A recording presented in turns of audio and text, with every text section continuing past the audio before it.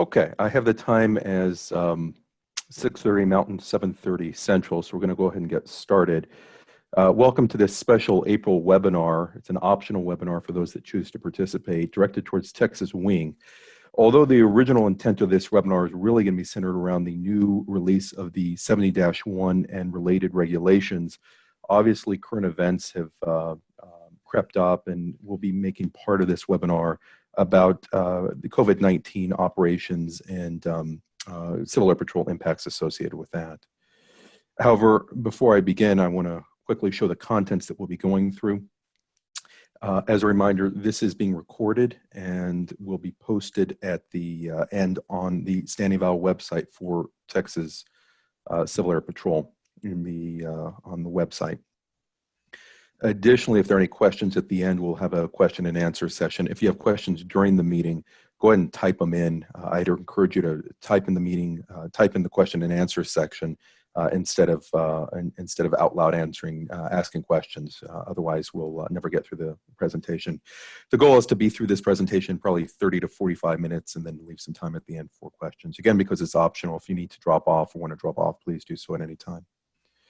Having said those introductory comments, I'd like to first turn it over to our Colonel and address any of the things that he wants to make sure that we're aware of. Thanks, Shane. Just that, please be aware that our operations are changing daily. National has come up with various capabilities that they're going to allow us to do or not allow us to do. They've asked for us to do other things, at a moment's notice, and they're also reflecting specifically of what's in the state of Texas. So if Texas were to change, we may have to change operations quickly. So if you just keep your eyes and ears attentive to any changes before you do anything as Civil Air Patrol would be great. And then I want to thank Shane and Mark for putting this together so that we can cover the new 70-1 regulations, or 70 series actually, and we can go forward with that. So without further ado, I'll go ahead and let Shane go ahead and get started. Okay, Mark, are you on the phone or on the call?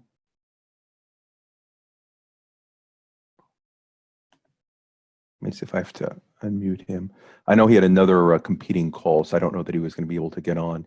If he gets on midway, we'll go back and allow him to cover his material. I think the biggest thing he was going to talk about was some of the operational implications of flyable storage, what we're doing with aircraft in the intervening time when they're not flying the hours they typically do.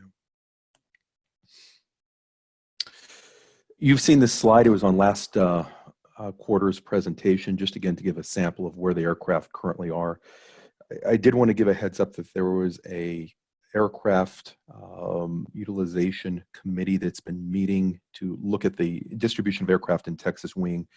As of right now, that committee has put moving aircraft on hold associated with the COVID-19 limitation on operations.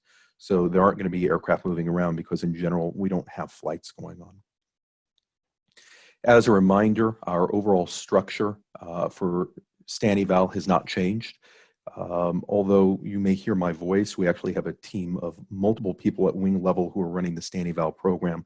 We've tried to make geographic disbursements so that you can be locally close to a wing level Standing Val person who has the full authority of wing to do the things that need to get done or answer questions. I do want to welcome aboard Carl Kill. He's a transplant to Texas, and we're very, very happy to have him as part of our team. He is very big in glider operations. One of the things that we've really noticed amongst the Standing Val team is that we have a lot of powered flight representation and not enough glider representation, really looking at the way we're running the glider program. So he's joined the senior team at Wing and has already made a great contribution. So let's move on to the meat of what we really wanted to talk about. For those who might have been living under a rock, there has been a release of a new series of CAP regulations. They're all centered around this new regulation called CAP Reg 70-1, but there are 20 plus additional documents that have been released at the same time, including training documents, standards, procedures, and other similar kinds of documentation. And so to say that it was just a release of 70-1 is really incorrect. as Colonel indicated earlier, it actually is a release of an entire series of documentation. There was a complete rewrite of the regulation itself. It remakes and renumbers all sorts of forms as well. So what used to be Form 5 no longer is Form 5. It now happens to be Form 70-5. So they kept the 5 in the nomenclature, but all of the aviation related forms, standards, procedures, and training documents all now follow the CAP 70 series. I want to hint at this idea that we're doing an overview or training here, but a true training would take hours and hours and days to go through all the documents. We're not going to be able to do that. The only way to do that is to really take some time and go through the material yourself. So take this as an overview, take this as a primer to show you kind of what the new structure is, but recognize coming out of this webinar, we're not going to have any capability to be able to communicate everything that has changed. And in fact, associated with this, CAP National has published a series of 6 30-minute videos with frequently asked questions that also provide a good overview. For those that were on wing and region staff, some of them participated in these webinars, but I think it is applicable to many of the general population out there. And so I'd encourage you to listen to them. Each one's only 30 minutes. You can watch the ones that are applicable to you. And the way that you get to them is, oops, I have here, get out of this.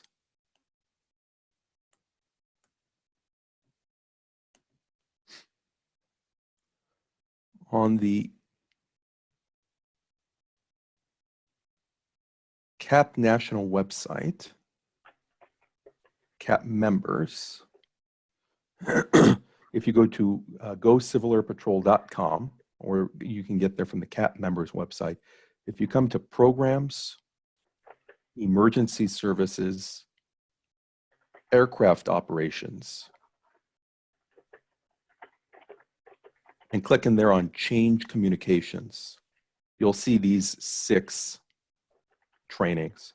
Each one has a PowerPoint presentation that you can actually just flip through the slides. It has a 30-minute video, and it has a question and answer session directly related to the video that you just watched. And so what happened when they did these live was they had the 30-minute video, then they turned the video off when people started asking questions and answers were given, and they turned those questions into a written Q&A document. So you don't actually have to listen to all the questions. You can actually just see them written out. I think they're very, very well done. I recommend that you listen to all of them, but especially if you're not going to listen to all of them, please try and at least get the overview of the 70-1, the standardization, and aircrew evaluation stuff. That's the stuff that's going to be pertinent to a lot of people out there. And again, this presentation will be posted, and so when it is, you can see the reminder of how to get to those 6 presentations. The new 70-1 series comes with a host of new documents. They are a combination of CAP regulations, CAPRs, CAP pamphlets, CAPPs, CAP forms, CAPFs, and this new thing that we've not had before called CAP standards, or CAPSs. And in this entire new standards series, and we'll go through this in a moment, it provides not a new way of working in Civil Air Patrol, but a new way of documenting stuff that we've been doing for a long time, but putting it in paper in a much more structured way.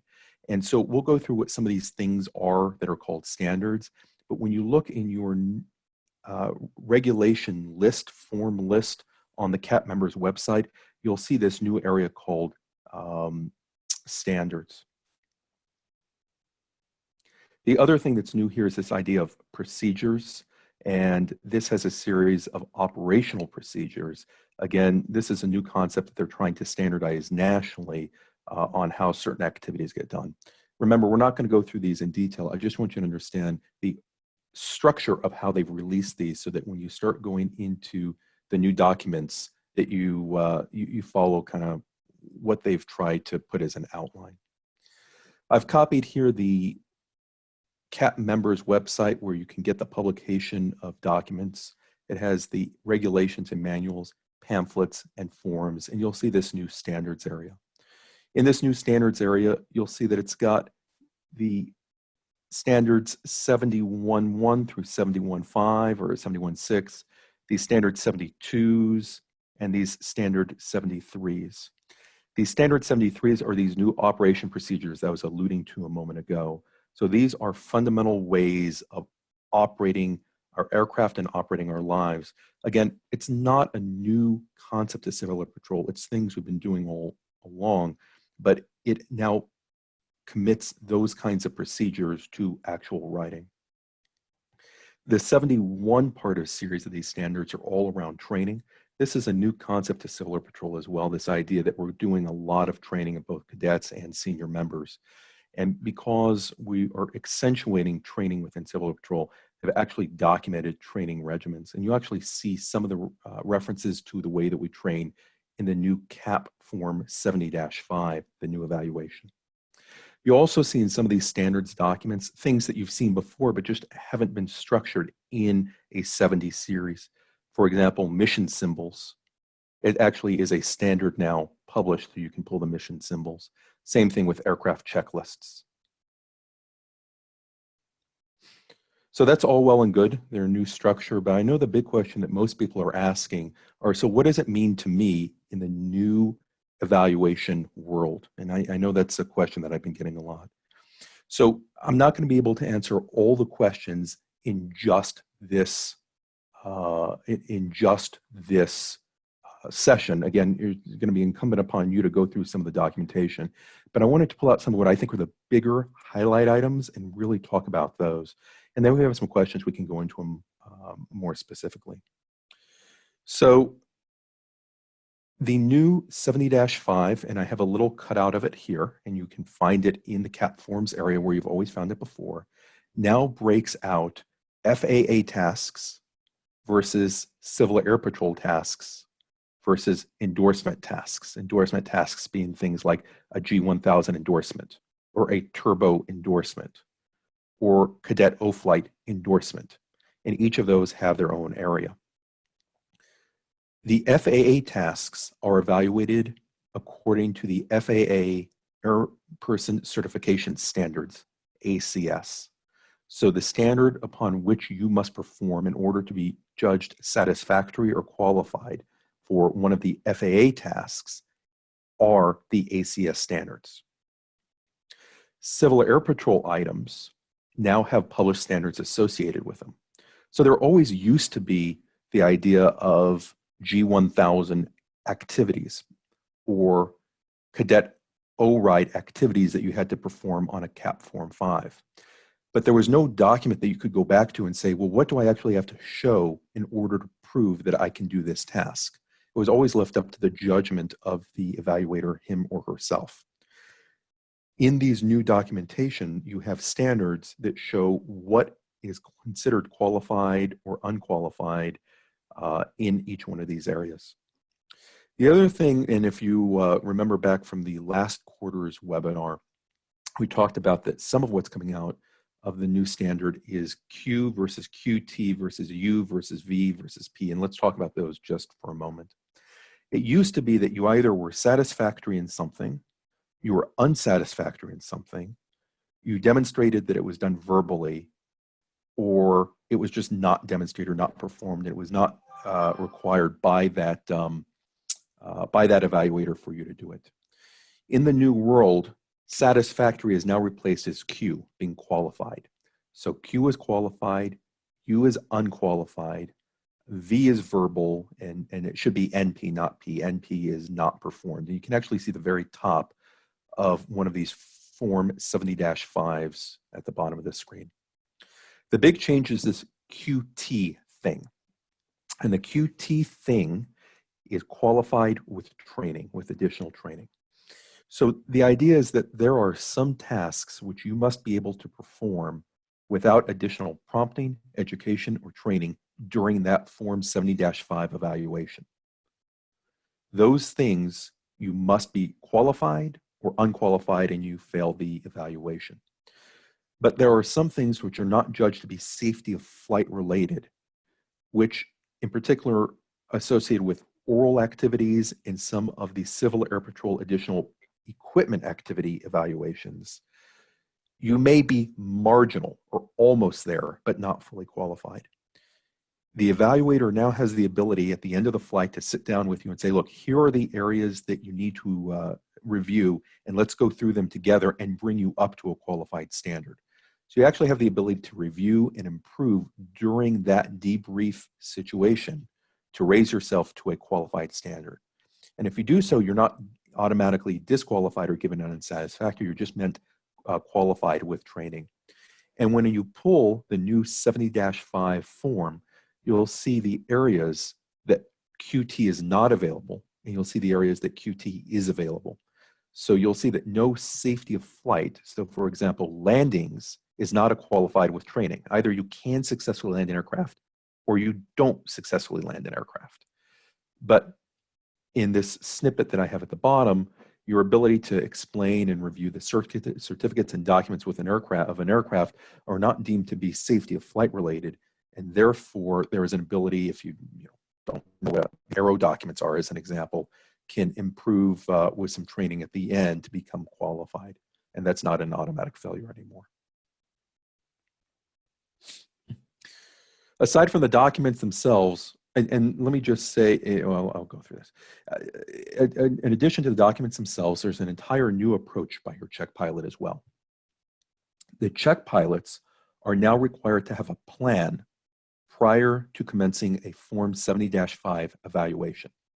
Not only are they required to have a plan, there's now a requirement to communicate with you ahead of time on their expectations for the flight with you. There are templates that have been published, but I will tell you that we have not yet had an opportunity in Texas Wing to have a meeting with all the check pilots, so there may be a little bit of a disturbance until we get this all ironed out and how it's going to work in Texas Wing. But every candidate should have a clear understanding of the expectations and plan of what the evaluation pilot or evaluator is going to do with you before the flight begins. There should be nothing shocking that happens during a flight. And all the expectations should be laid out ahead of time. And if there's any confusion or questions about the expectations, it is the role of the person being evaluated to pose those questions or to push back and say, I don't understand what this is. Can you help me understand before we begin?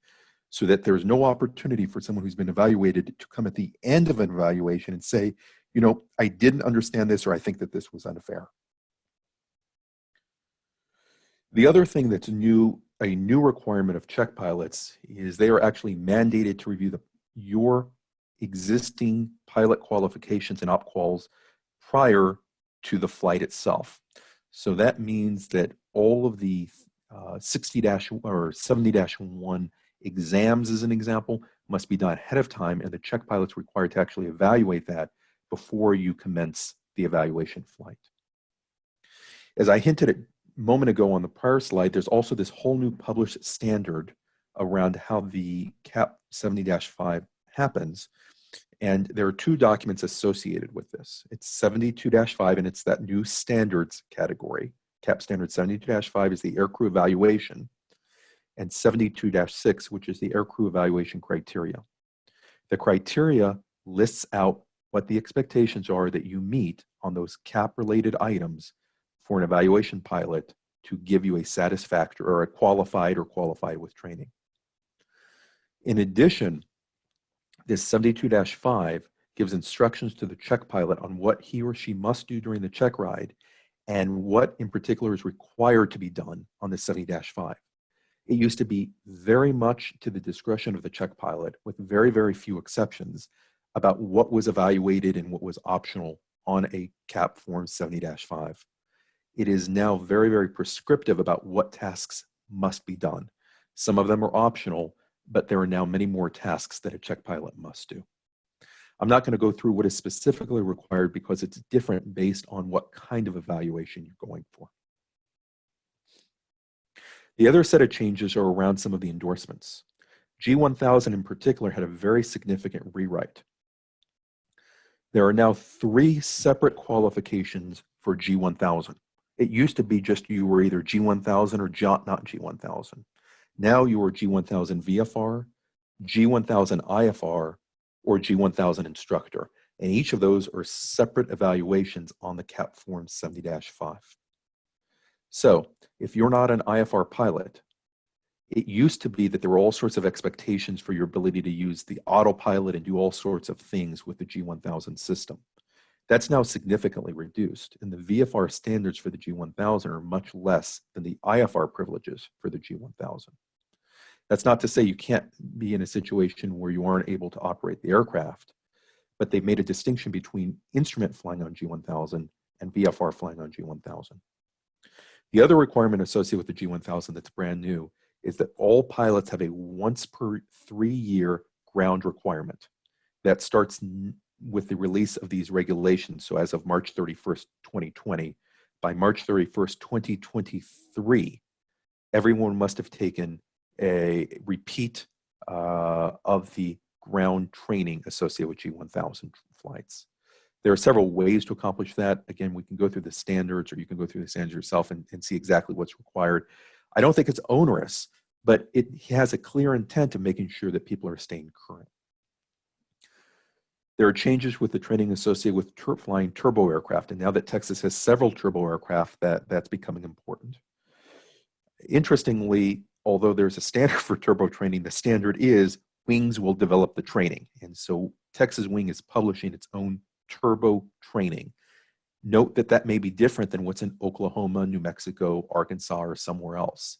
So just because you have turbo training in another wing or have flown a turbo aircraft in another wing doesn't necessarily mean that you've met the Texas Wing turbo training. Cadet orientation pilots, instructor pilots, mountain flying, every single one of these endorsements is now broken out and have evaluative criteria in that 72-5 and 72-6 standards, so you can see what's required. So essentially, to now take an evaluation flight, you have to get your 70-5 form. You have to get 2 standards documents, the evaluation and the evaluation criteria, and match them up to see what it is you actually have to accomplish and how to succeed at it. I did want to point one thing out that I was pointing out in one of the national webinars, which is there is now a mountain flying endorsement, which is a carry forward from the old CAP Form 5. The mountain flying endorsement on the CAP 70-5 is not the same thing as the ES mission qualification as a mountain flying pilot. So some wings, as I understand it, have a mountain flying endorsement as part of their non-ES evaluative criteria. We've not had one in the past. Essentially, mountain flying endorsement without the ES qualification doesn't actually let you do anything that you can do otherwise. It essentially has no real implication. So we're just going to stick with the mission qualification. I just don't want people to look at that and think that that is an alternate way to qualify for an ES rating. The only way to qualify for the emergency services mission qualified rating for mountain flying is via the mountain flying procedures like mountain flying clinics or Form 91 add-ons.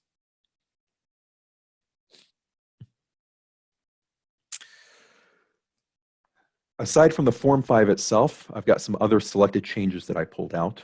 I think the most important one is the preamble to the 70-1 document. It reads, this document has been extensively revised and requires a review in its entirety. So you might remember that each time a document is released, the first page lists the major changes from the prior version. This release doesn't even list the changes from the prior version. It just says it's such a significant change, you have to read the whole document. Your next Form 70-5 or evaluation flight with your next evaluator, plan on spending some ground time. Plan on spending some time going through this stuff because it's changed from what you used to know, and it affects everyone one way or another. Part of this is the addition of an aircrew professionalism course. That's a brand new requirement. The aircrew professionalism course is required to be taken now by 30 September 2020. If you do not take the aircrew professionalism course by 30 September 2020, you'll be grounded by national. This is not a ring requirement, this is a national requirement. The place to find the professionalism course is on the Access Learning panel, which you can get to linked from the learning management system. So if you go into CAP National Headquarters, go to the learning management system, you'll see a link to Access, which is the new training platform. High performance endorsements, as an example, no longer has a 100-hour requirement. It's just a transition syllabus. You don't have to have a minimum number of hours. You transition, you're good. That's all it takes. There's a new requirement in there around G1000 data cards. That's actually going to require an update to checklists also, because now pilots of G1000 aircraft must make sure that their aircraft are set to record to that new SD card. It's a new requirement. Other parts of documents that are new is this CAP corporate mission proficiency. So we've had for many years the idea of the Air Force mission proficiency money, which comes along with Air Force mission profiles, and you have to fly one of the profiles. There's been an addition to those profiles. So there's now an instructor and check pilot profile that didn't exist before. By the way, even if you're an instructor or check pilot, it actually still requires a left seat pilot to be in the plane with you. But there's now also a CAP corporate profile. It's a separate document and is meant to be used with C missions. And so under C missions for CAP proficiency, you are expected, if you're flying as part of one of those proficiency profiles, to follow the guidelines of that CAP corporate guideline. There's also strong new wording about documentation of required tasks in the Form 104 objectives and deliverables. So they've really beefed up the mission proficiency flying. The other big takeaway that I pulled was the distinction between your pilot certificate and what you're being evaluated against. It used to be if you were, for example, an ATP or a commercial pilot, you could upload your commercial pilot, but when you go take your evaluation flight, you could say, I only want to be evaluated to private standards. And if you're evaluated to private standards, you can only operate an aircraft, a Civil Air Patrol aircraft, to under private privileges. It was causing a big issue for national because people would have, for example, a commercial certificate loaded, but somehow only have private level of privileges. So they've done away with this idea. There is no more distinction on your pilot certificate between what's uploaded in OPS-QALs and what you're evaluated against. So if you remember on the top of your old Form 5, there used to be an area where you could click or you could check mark and say, I only want to be evaluated against private. That isn't even an option anymore. You're evaluated against your certificate. If you're an ATP or a CFI as an example, and you don't want to be evaluated against that, then you need to load a copy of your private or commercial certificate into OPS-QALs. There's also a complete refurbishment of OPS-QALs. For those who've been in OPS-QALs, you've seen the new graphical user interface. It looks a lot sleeker and a lot nicer. They've made some improvements to it also, in particular associated with the evaluation. If you remember what used to happen after you took your Form 5, if you were qualified in 5 or 6 different aircraft, you'd have to go through and say that you completed questionnaires for those 5 or 6 different aircraft, although you didn't really do the questionnaires, just to trick the system into giving you privileges for all of those aircraft. That no longer happens. So what happens now is the Form 70-5 evaluation area has this top part. Let me see here if I can annotate. Spotlight. Oh, look at that. Okay. Hopefully you can, I don't know if you can see that or not. In any event, you've got this top part called questionnaire, which is the one questionnaire you're doing associated with the flight that you just took.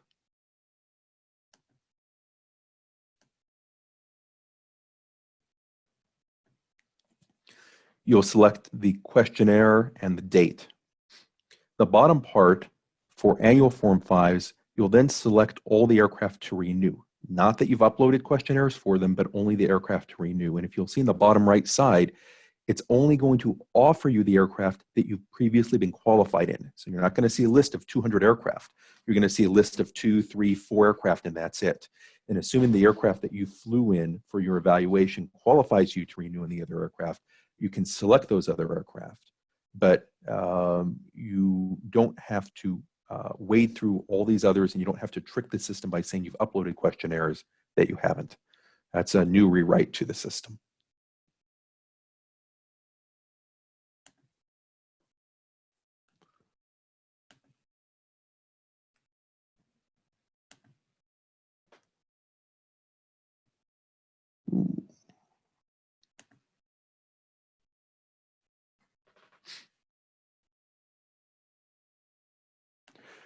Okay. The other thing I want to talk about, getting out of the 70-1 new release stuff, I want to talk a little bit about coronavirus, COVID-19. And I see a couple of questions that are in the question bank. I'll go to those at the end. Effective 26 March 2020, there were 3 orders that were related specifically to COVID-19. The first one had to do with cadet uniforms. The second one has to do with professional development. And the third one has to do with operational qualifications. And that operational qualification is one that affects most of you. Qualifications that expire between March 31st and August 31st are automatically extended to 30 September. Now that's as of the 26th of March. So we're talking like 3 weeks ago. It could be that these get extended more. I don't know if they will be or not, but at least those through 31st August are extended to the 30th of September. This includes pilots. This includes any new and renewals that will happen during this period of time. This means form evaluations, Form 70-5s. This means Form 91s. It means mission qualifications. It means anything associated with being deputized in CAP to do anything are extended until 30th of September. In addition, if the FAA does grant any extension to a certificate or medical, Civil Air Patrol will follow suit. It's important to recognize, and we'll talk about this in a moment, that the FAA has given some guidance associated with expiring medicals, but that the FAA has not yet actually extended medical dates. The FAA has published regulations to agree to not enforce the expiration of medical dates, but has not extended the actual medical dates themselves. Therefore, CAP still requires the expiration dates of the medical to be followed. So, if, for example, your medical expires on April 30th of 2020, although the FAA says you can continue to fly an aircraft, as of May 1st, unless you've updated your medical, or unless the FAA actually says medical dates are extended, not just enforcement of them, then you are grounded from all CAP activities associated with that medical.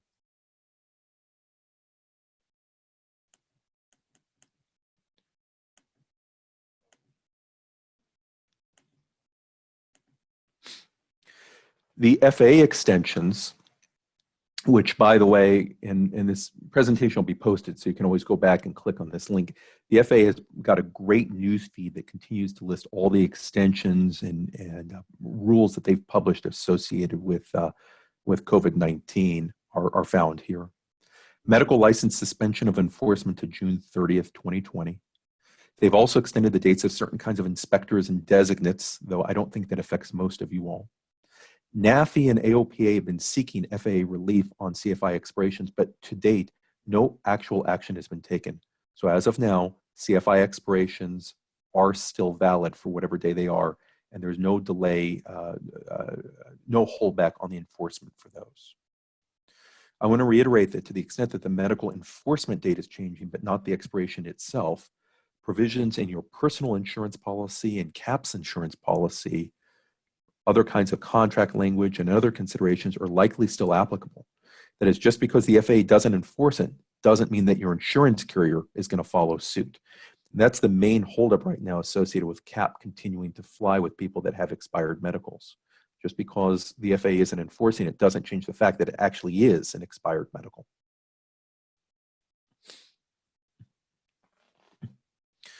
I also want to hint amongst these flights that are supporting COVID activities.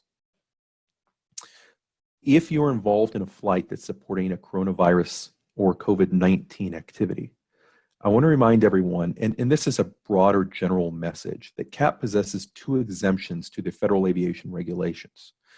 And these exemptions relieve CAP of some commercial and some Part 135 requirements associated with the work we do. And if we all remember back all the way to the private pilot certifications that we all got, it was always a story about pro rata share.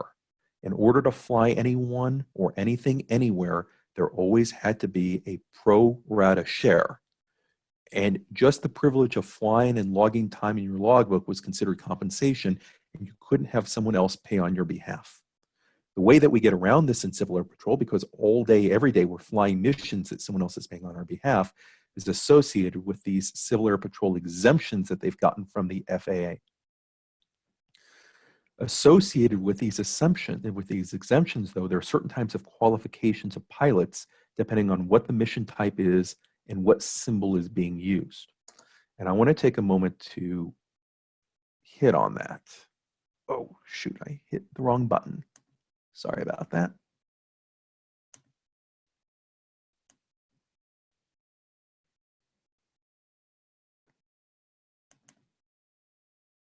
Okay.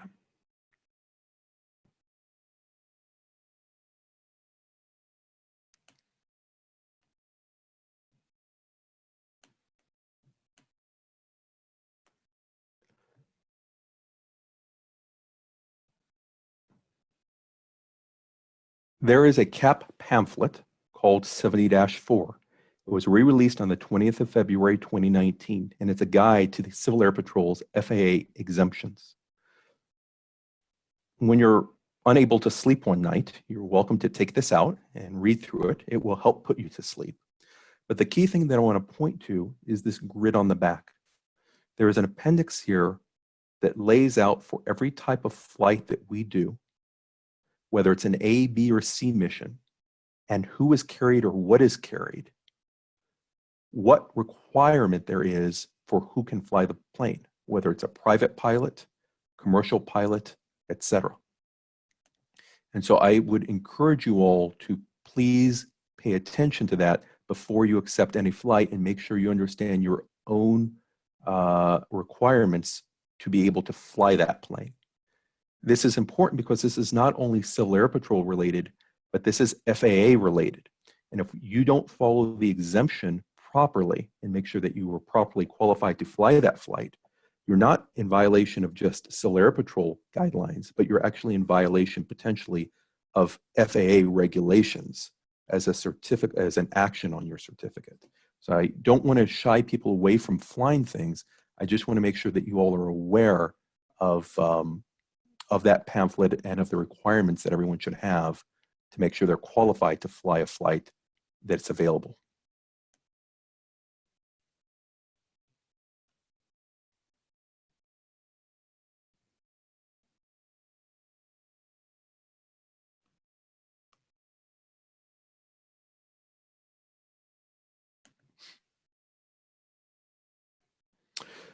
I also want to take a quick look at the April 7th directive. April 7th, our national commander released an additional set of COVID-19 related guidelines. Dated through May 11th so far, so from April 7th to May 11th, this is applicable. We are restricted to the essential operations only. Essential operations are search and rescue, operations that have a potential to prevent loss of life or property, provide critical homeland defense support, warfighter training, support disaster relief and other emergency response, including COVID-19 support, with that caveat I gave you just a few moments ago, and maintenance flights. And we must postpone all non-mission essential operations. All routine training, proficiency, and evaluations are postponed. Only proficiency and evaluations to meet the need of a very specific established mission should be flown. An example of this is if you're going to be tasked to fly some type of relief supplies that are in support of a COVID-19 mission at nighttime, and you're not night current, then it would be required that you take a proficiency flight to regain your night currency in order to be able to fly whatever that mission flight is that's coming up. So if it's a proficiency flight specifically geared to allow you to fly a support or an essential flight, then you can do so, but that is the only type of proficiency flying allowed. I'd also note that cadet O flights and training of cadets are considered part of the non-mission essential operations and should be terminated. There was a note in the National Commander's document that CAP leads by example, and I wanted to put this in here, that our example should be one of the strict adherence to CDC guidelines and best practices for the rest of our community. Before that latest guideline came out, I actually was going to put this slide up, which is my personal take. This is non-regulatory in nature. So take the prior slide as the regulation. But my personal commentary is that I'm here to help our community. That's what I signed up for. That's why I spend my time doing this stuff. And except for a very, very narrow scope of missions, the best way I can help my community right now is to stay at home. Schools are closed, businesses are shuttered. Many of our day-to-day missions just aren't life and death. They're great missions, and I don't want to take away from them, but they aren't life and death, and COVID can be. So we need to focus on only those missions that are critical. I'm not telling you to ignore missions and taskings, but use proper risk management techniques to weigh the risks and benefits of any type of flight that you're going to accept. And if you do accept a mission, take precautions. Wipe down the surfaces, gloves, masks, use your personal protective equipment. And with that note, that's the end of the prepared comments I had. Let me just see if Mark Hammock, Mark, have you gotten on the line? And see if you had any. Yeah, I was actually on earlier, but apparently my computer decided, or the Zoom decided to use my internal microphone instead of my headset. No, I don't see. Hello? Can you hear me? I don't see they has. Okay, I'm going to go to the Mike says he can hear me. chat window. And let me see if I can answer hear any you, of these questions. We can hear you. You can hear Mike. Oh, you can hear Mark? Someone can hear Mark? Yeah, I don't know Bill why Mella you can can't. hear Mark. I can hear Mark. Let me see. Apparently you're the only one that can't, Shane. Okay, so am I the only one that can't hear Mark? Apparently. I can hear Mark. Yeah, I think most of us can hear him. So Everyone but Shane. And I've got to drop Shane. So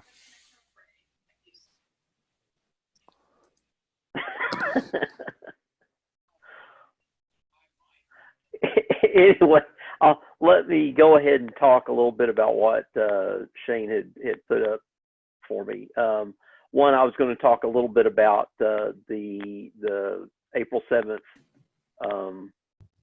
directive. And here, let me just tell Shane that I'm talking.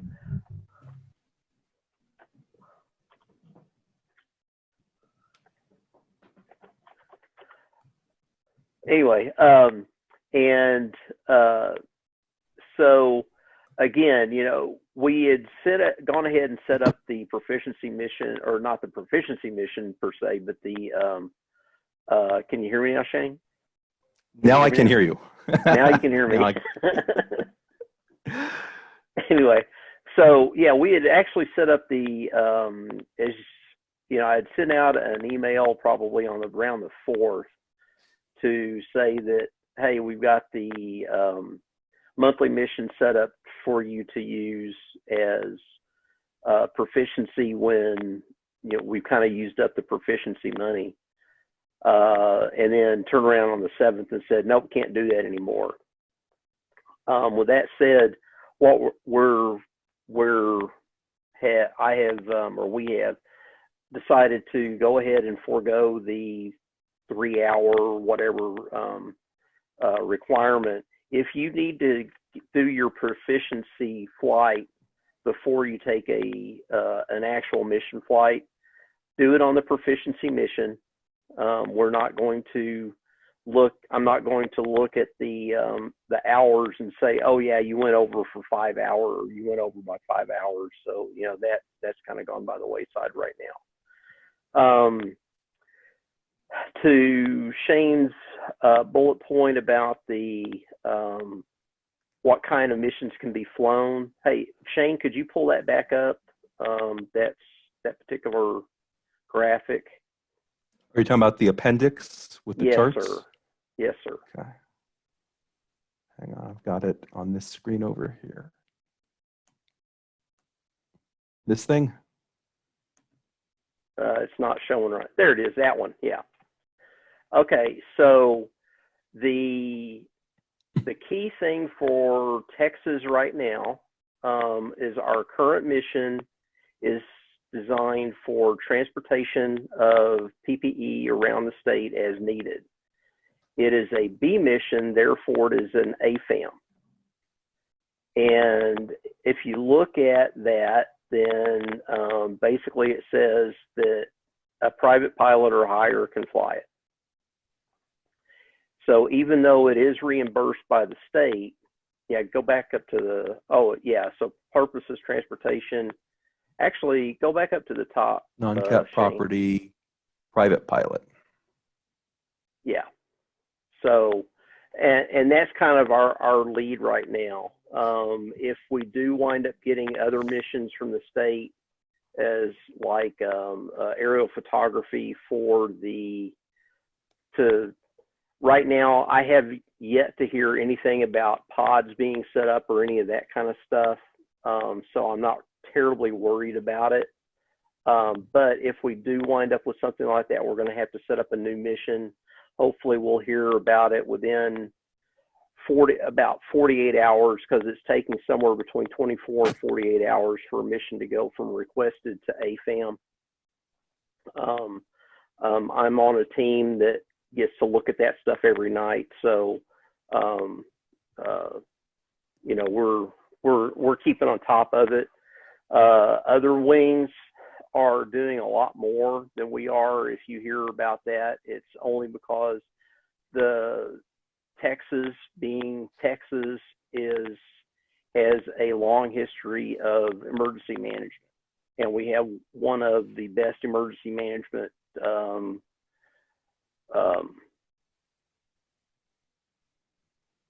setups in the country.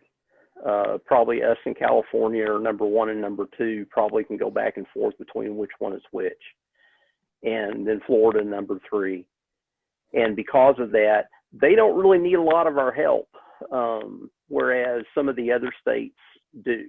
They do need CAP help. So when you see things coming out in props or on Facebook or whatever, it's not that we're not engaged. It's that they don't need us to be engaged. It's not a reflection on you. It's a reflection on how well the state does their thing. The only other thing I really had to talk, let's see, what was the other one, Shane, that you had for me? I can't remember. My memory is really getting crazy. Oh, flyable storage. So the Oklahoma wing director of, or DOV, Shane's counterpart, went ahead and asked Southwest region, it's like, hey, you know, we've got these airplanes that are just sitting around because we're not doing a whole lot with them. Can we get permission to go fly them around for an hour periodically? And that's being looked at right now. I actually have a question that I'm going to put to National along those same lines. So, you know, we're thinking about it. It's one of the things that is on our minds. It's just, you know, be patient and we'll get it. You know, hopefully some people will be able to get a little bit of flying in. Hey, Mark. Yes, sir. This is Izzy Perez. Hey, Izzy. Hey, we just got an answer from National. They already looking at it. They say something may come out by the end of the month. Excuse me, at the end of the week, as early as next week. Okay, perfect. Thank you very much. So it will be a national mandate. Well, there you have it. So, other than that, like Shane said earlier, you know, be safe, be careful. I've put out in emails 2 or 3 times over the last month is use your risk management.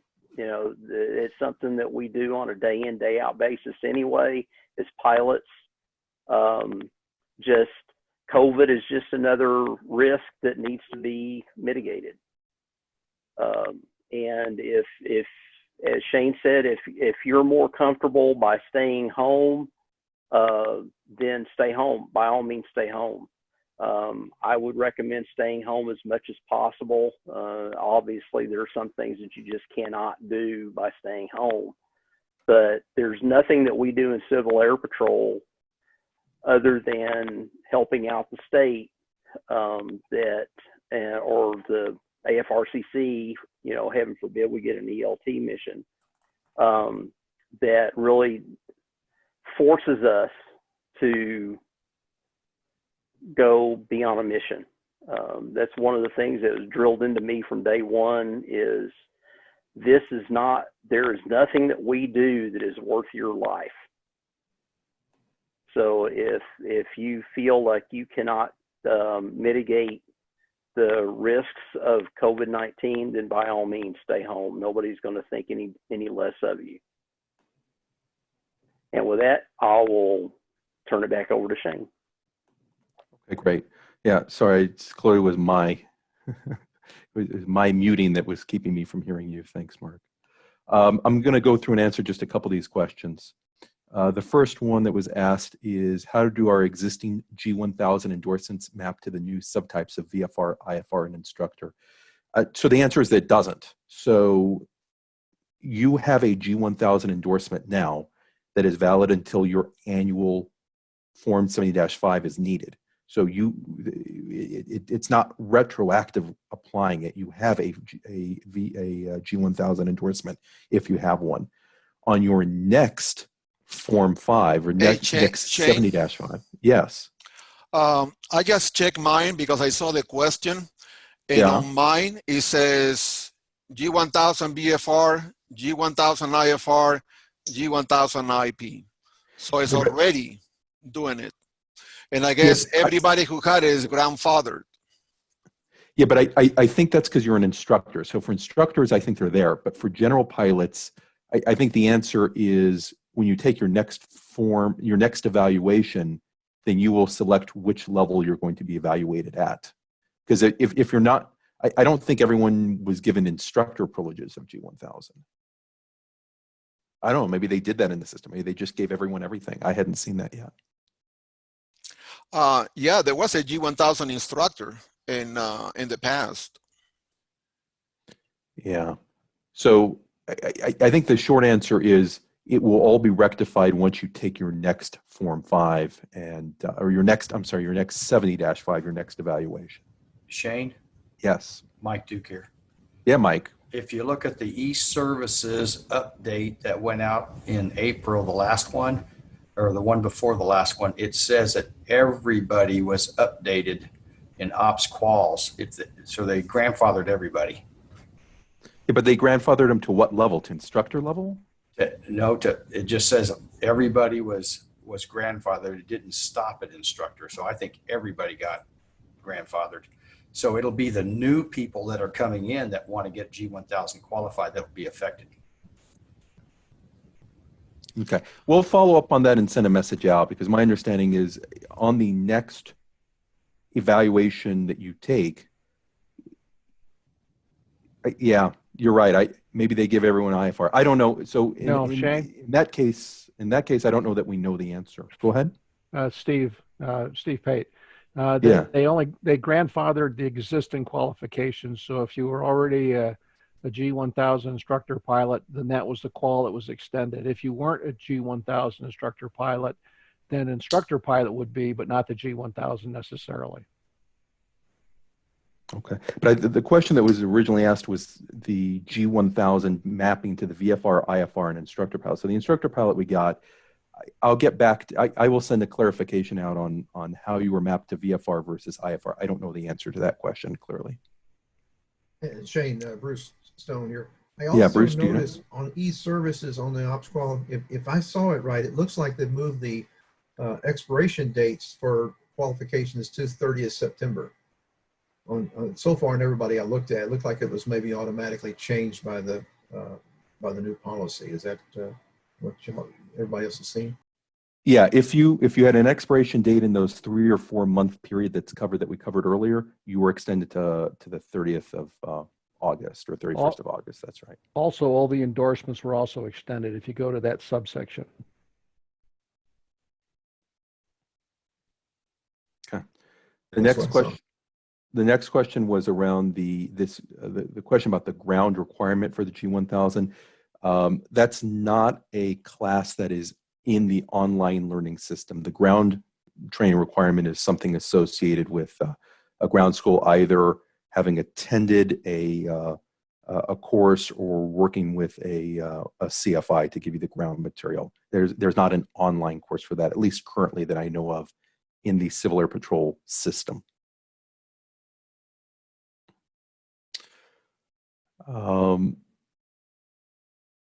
There's a question around the aircrew professionalism course, whether that's required for all crew, including observers, scanners, photographers, and not just pilots. I actually don't know the answer to that question. I know the pilot stuff. Does anyone else know whether the aircrew professionalism applies to scanners, observers, all of the aircrew, or is it just pilots? I have a few of my squadron members that are training now as mission specialists and mission observers for the first time, and I believe Tony Martin's been working with them, but I believe they did have to do the professionalism course. Yeah. The requirement was for pilots. Okay. They also have to be pilots, so I guess that's moved.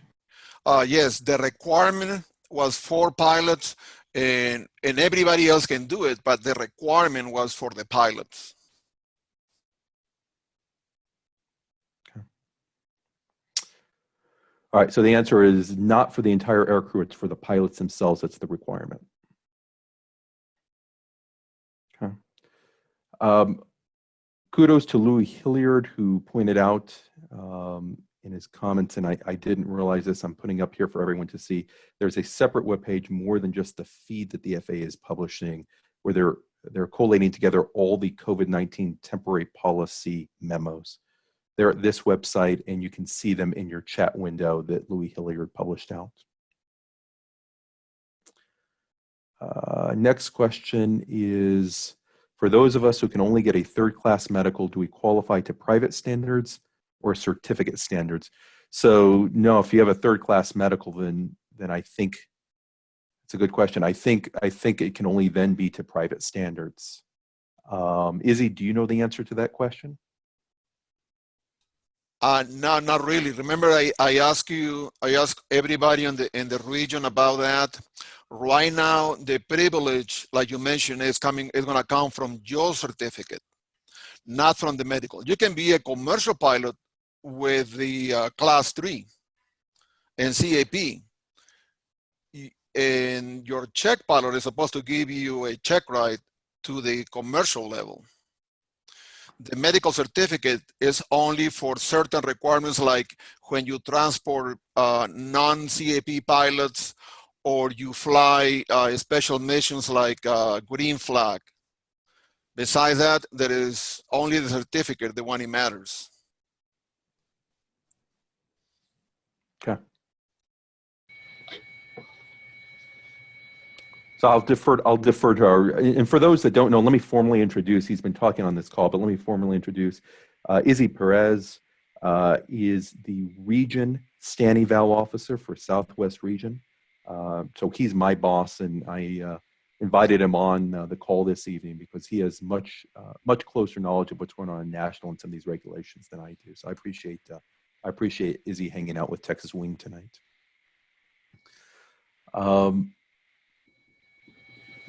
Let's see here. I'm just looking at the rest of the things. I don't see. Hey, Shane. Mike Yeah. Duke here. Go ahead, Mike. One of the things that they slipped in there for all you old timers is if you were looking section 9 point whatever it is, you can no longer use your own personal airplane to take a Form 5 unless you have a wing commander release. So for people that in the past have been able to use their own airplane to take a Form 5, that's no longer allowed. You have to use a cap asset. I don't remember the number. It's 9.1 point something back there. So that's just a small thing that got changed for you people that were used to using their own airplane to take a cap Form 5.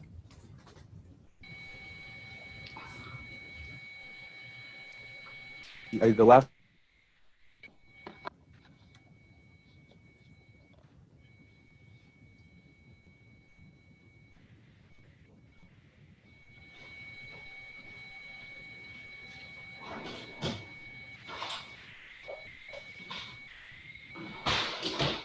Having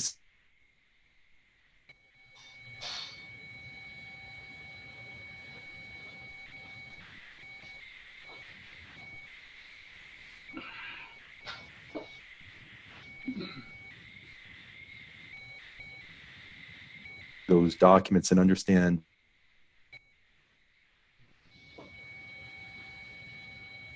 I'm not hearing you, Shane.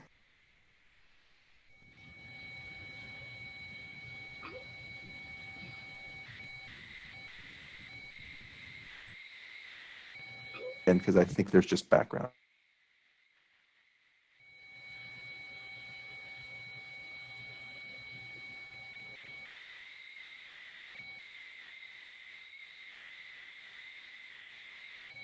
Shane, we've lost your audio and some of your video.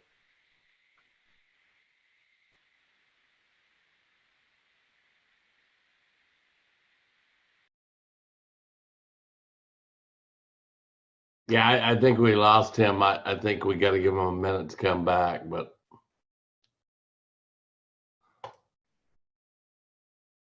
Yeah, it sounded like there was some stray audio, and that was when they started breaking up. Yeah, I think he's maybe had an internet issue because that's usually what causes it to be broken like that.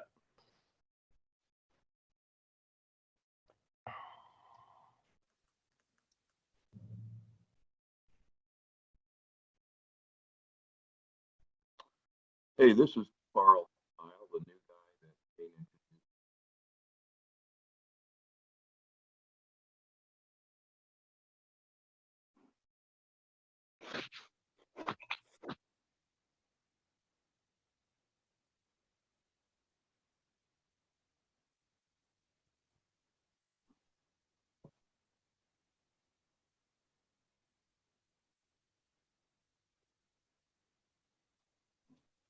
I just sent him a text message and told him we lost him.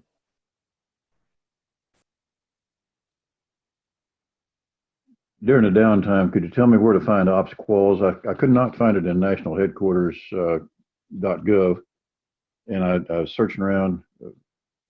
Where'd they hide it this time? It's in e-services, and it's over on the side toolbar, just like it used to be. It's under operations. Yeah. Well, I couldn't find it under operations. I know it's there. I just looked for it. Okay, I'll try again. Operations, and then what? What underneath under operations? Up on the menu, you get all that list starting with admin and come down to operations. Click on operations and open it, and about 6 down, you'll see operations quals. Okay. Sorry about that all. I somehow got cut off and dialed back in.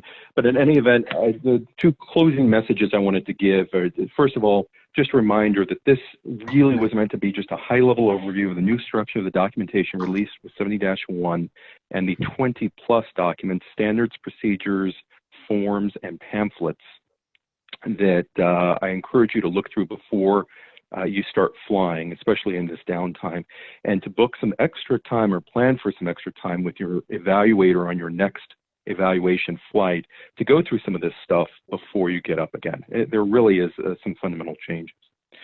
The second thing I wanted to do is just remind everyone of the message we gave earlier, which is that we are here to serve our communities. The greatest way we can serve our communities right now is as much as possible being to shelter in place. For those missions that are mission critical, make good decisions about the flying that you're doing.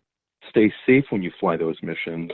And hopefully this will all be past us very, very soon, and we'll have a much more pleasant and optimistic call next quarter. We can look at some great flying opportunities. If anyone else has any other final questions or comments, please drop me an email, send me a text, give me a call. We'll talk through them. And for the questions, the 1 or 2 questions that we had a little bit of difficulty giving a firm answer to, we'll clarify them with National and send them out electronically. Other than that, thank you for dialing in tonight.